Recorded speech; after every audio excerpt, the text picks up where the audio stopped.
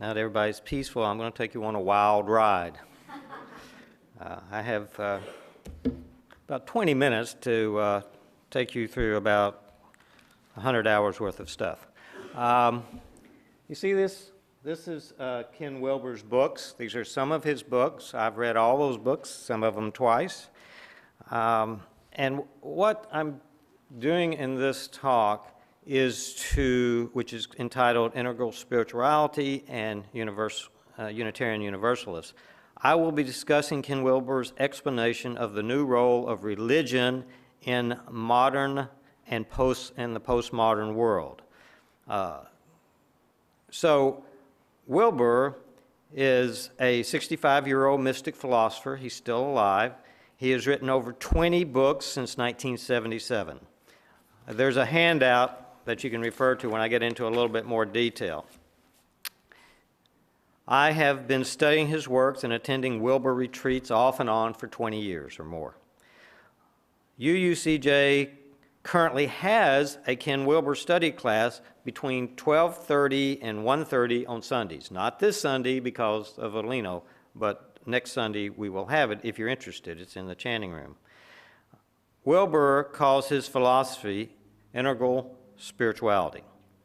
Someone described him as the smartest man you've never heard of. He is the only, and I stress this, he is the only spiritual teacher who has numerous other world-class teachers who affiliate with him from various religions such as Buddhism, Hinduism, Judaism, yoga traditions, Christianities, etc. One of my favorite writers, Richard Rohr, who is a Franciscan theologian, and he's a monk, called Wilber, who is not a Catholic, a modern-day Thomas Aquinas. So these people are a lot smarter than I'll ever be, and if they think he's okay, then he must be okay. You know, he's written a lot of books. One of them, I like the title, A Brief History of Everything. So he's not exactly the most humble guy out there, but he writes faster than most people think. In this talk, I will briefly summarize his work and how it applies to UU. For Wilber, UU is a postmodern, liberal, pluralistic community, which are words that we also use to describe ourselves. Wilber praises some aspects of postmodernism. While he criticizes other aspects, he calls them our blind spots. He actually has a name for it. He calls it boomeritis. Think of boomers, and we have our blind spots. My intention is to create a desire in you to read some of Wilber's books. It's impossible to describe his entire philosophy in this short time. One reason UUs benefit from understanding Wilber is because he expands and brings a modern scientific approach to our foundational, Ralph Waldo Emerson, transcendental values. I don't know how many of you know, but Ralph Waldo Emerson was a UU minister, and they had a philosophy which is actually the groundwork of our church. Wilber's critique of transcendentalism is not that it's wrong, but only that it's partial, leaving out important aspects that are needed for a comprehensive understanding of the spiritual journey.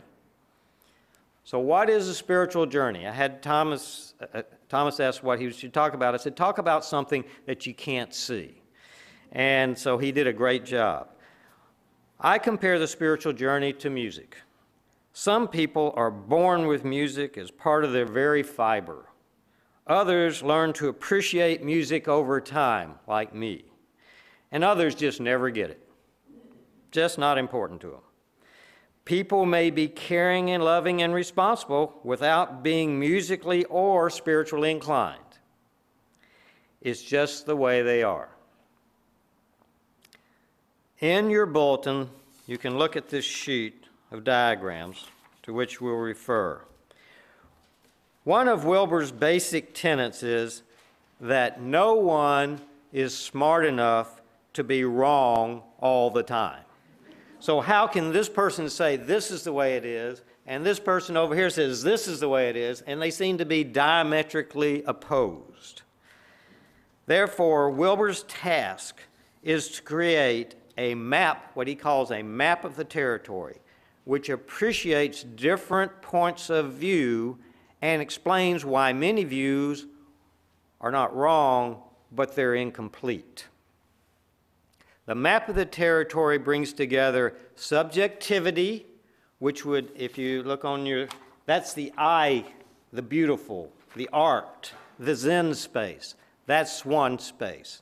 And then he also brings in the other space, which would be the good, or this would be how we relate, the we space. This is what Unitarians really privilege, is the we space.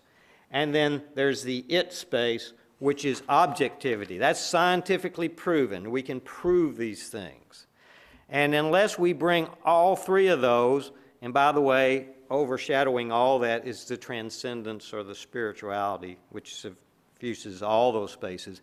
Unless we bring all three of those aspects into the philosophy that we're talking about, or the idea we're talking about, we have no balance. We know scientists who say there's no interior, it's all it. We know Zen people who will sit into a cave and say it's all about sitting in the cave. And then, like I said, Unitarians have a tendency to privilege the we space. How it's all about people, humanity is the measure of all things, which is not correct. It's part of it, but it needs to be balanced. Most Unitarian postmodernists have a tendency to privilege that we space, and a lot of times they don't care about the other two spaces or diminish those. And so in diagram 4, because I have to expand on Wilbur just a little bit more, in diagram 4 he adds another quadrant, and it's called its. It's still objective, it's still science, but there's a discussion in science whether we should go to it, which would be reductionist. That would be like string theory. And then other science says that's not really important. What's most important is our ecosystem, is the systems, which would be a bunch of its. But the point is, it's still not interior, it's still exterior. So, and in fact, in our principles, which are on the UUA principles, the last one talks about the its, a system of science, and it's called the interdependent web of all existence. That's not necessarily referring to anything interior, that's the its. So he's recognizing these. And any one of these could be a lecture in and of itself. So the integral map includes these 4 quadrants I just talked about, and if you look in your corner there, he also talks about lines, stages, states of consciousness, and types.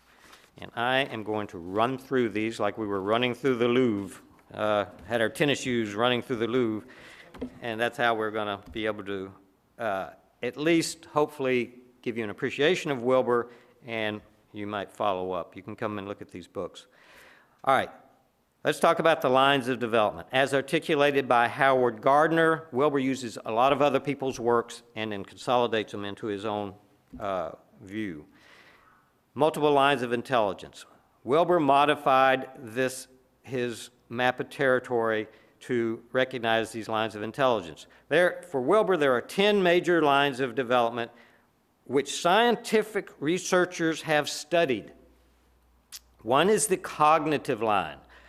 What are we aware of? If anybody studied Piaget and childhood development, Piaget's from France, he studied French, he studied all these other children and how they grew up. He even went to the Aborigines, and he said, scientifically, I can show that people grow this way. And some people say, okay, I understand Piaget, that's all there is. No, there's more to it. There are people who study the value lines. What is significant to me? There are people who studied the moral line. What should I do? There's people with low morals, medium morals, and high morals. And there are the needs line. Everybody's heard of most people have heard of Abraham Maslow. That's the needs line. They think that's the whole thing, the needs line. Well, all these other lines are important to have an understanding, a complete understanding of what's going on.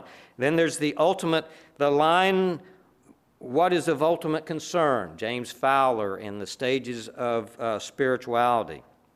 So the point here is a person can be highly developed in one line and not developed in another. For example, you can be very intelligent, but you can have low morals. For example, a Nazi doctor. And so sometimes we put these people on pedestals and then they fall off the pedestals, even though they are talented in these certain areas. So often researchers think their line is the only line with results, which results in a myopic understanding of the world. So that's one aspect of Wilber. Now the other one is the stages. We will discuss evolutionary stages of society. Stages are defined by a historical look at humanity. We can look back and we can see how humanity had a critical mass and how they've grown through these stages. We can say that the dominant mindset originally was archaic, pre-egocentric, and then somewhere around, we don't know, 50,000 more years ago, ego took over. And so we have an egocentric that's basically most of humanity. And then around 10 to 6,000 years ago, we had what we'd call an ethnocentric or fundamentalist. Our group is important. You know, the ego and the small family unit was destroyed because these big groups would either kill them or have them come into their groups. So there was an ecocentric group, and then about 500 years ago, voila, we have rationalism. And only about 60 to 50 years ago did we have postmodernism. Now, we may have had postmodernist people hundreds of years ago, but really as a force, it didn't occur until about 50 or 60 years ago, and that's what we would be. So we can reduce these stages to basically egocentric, ethnocentric, and world-centric, which can be related, remember the lines of development? Morals, we can relate that. We can actually test people, or these scientists have, and they can say, okay, in morals you're at egocentric. Over here in this area, you're at world-centric. And so that creates what Wilber calls a psychograph, and you can actually be tested for that. Now, this is interesting. Wilber, for me, at any rate, I don't know about you, but for me it's fascinating. Wilber, at each level, says each new level creates its own worldview. That worldview did not exist before that group, and we are continuing to evolve, so there will be new worldviews that we don't have any idea that will happen. For example, let's look at a dog. The ego says, that's my dog, and I don't care where my dog poops or pees, that's my dog. And we know people like that, unfortunately. They have blind spots for their dogs. Then we have, when ethnocentric comes in, it says, oh, that's my dog, it's my dog, but my dog has to follow the rules and for the benefit of the group. Before that, that was not a consideration. And then when modernism came in about 500 years ago, they said, oh, that dog has, well, it's taken a while to get there, but that says that dog has DNA, because they're scientists. That dog has DNA. Oh, we can also use that dog to experiment and for the benefit of people, and we can kill that dog, and we can kill those rats, and we can kill those monkeys for the benefit of people. That's science without really a value. In other words, they give us the atom, how to split the atom, but they don't tell us whether to blow up people with it or whether to create electricity with it. And then postmodernism comes in and says, hey, those animals have rights. We need to gauge this thing. Maybe it is worth killing a few rats for, but maybe not. At least it should be minimal. So there's a whole movement. That wasn't around. I mean, yes, there may have been some groups, small groups in the past, but not really as a force. And now it's a force. Who knows what the next force will be? We don't know. So that's part of the evolution of stages. And that's one thing that does keep Wilbur humble and everybody humble, because where we are today is not where we'll be 1,000 years from now or 10,000 years from now. Now let's talk about states of consciousness. The Emersonian transcendentalist would be familiar with this. The ancient traditions, before 500 or 600 years ago, without modern science, this is where they privileged, was what I call the Zen space. To the exclusion of morals and objectivity, science objectivity, because they didn't know about that, and they figured if I can do it right, I can go inside and figure this out, then that will reflect in how the rest of my life works and how I relate to nature.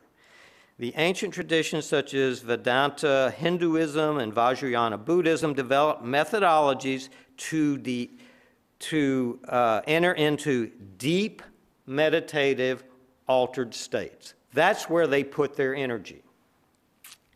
And everyone in this room can experience these states with proper training. They had a formula for it. Sometimes experiencing transcendental states does cause a shift in a worldview. But let's face it, from a scientific individual standpoint, I can meditate all day long, but I would never understand Piaget's cognitive values, nor would I understand Maslow's needs values. I can also study Maslow's needs values all day long, and I'll never understand the internal spiritual values of going internal, even though both of them are for the individual. So, having said that, to give an example, some of these can be created through drugs too, alternative states. In the 60s, I don't know why they know it anymore, but in the 60s, LSD was actually legal, and people studied it, and a lot of people had an LSD experience in the 60s, and it was a catalyst for an inquiry into spirituality, not into more drugs. Some of them went on to more drugs, but a lot of them went into these spiritual states and said they tried to create it without drugs. So, in these states, just to give you a summary, there's conscious awakening, there's conscious dreaming, there's deep formless sleep, and then there's non-duality. These are stages that can be, you could have lots of stages, but those are kind of 4 general stages. The last category refers to the male and female dimension of type. Now this is what all of us have, not just women and men. All of us have these aspects. The healthy masculine tends to autonomy, strength, independence, and freedom. When that principle becomes unhealthy or pathological, you get not just autonomy, but alienation. Not just strength, but domination. Not just independence, but a morbid fear of relationship and commitment. Not just a drive to freedom, but a drive to destroy. The unhealthy masculine principle does not transcend in freedom, but dominates in fear. The healthy female principle tends towards flowing and relationship and care and compassion. The unhealthy feminine flounders in each of these. Instead of a relationship, the unhealthy feminine gets lost in relationship. Instead of healthy self in communion with other, the unhealthy feminine loses herself altogether and is dominated by relationships. Not connected, but fusion. Not a flow state, but a panic state. Not a communion, but a meltdown. The unhealthy feminine principle does not find fullness in connection, but finds chaos in confusion. As I said, so that's all. I just went through Wilbur. I just went through those 20 books. If you're interested, you can attend our class. Right now we're having, again, from 12:30 to 1:30, because that's the best time we could find on Sundays. As I said, my objective is not to overwhelm you, but to inspire you to want to know more. You can go to YouTube and the internet and find much more on Wilbur. if you can read one of these books or more books. You can talk to me about him. As you can tell, I kind of like the guy. And I appreciate, I thank you for the opportunity to expose you to some of Wilbur's ideas.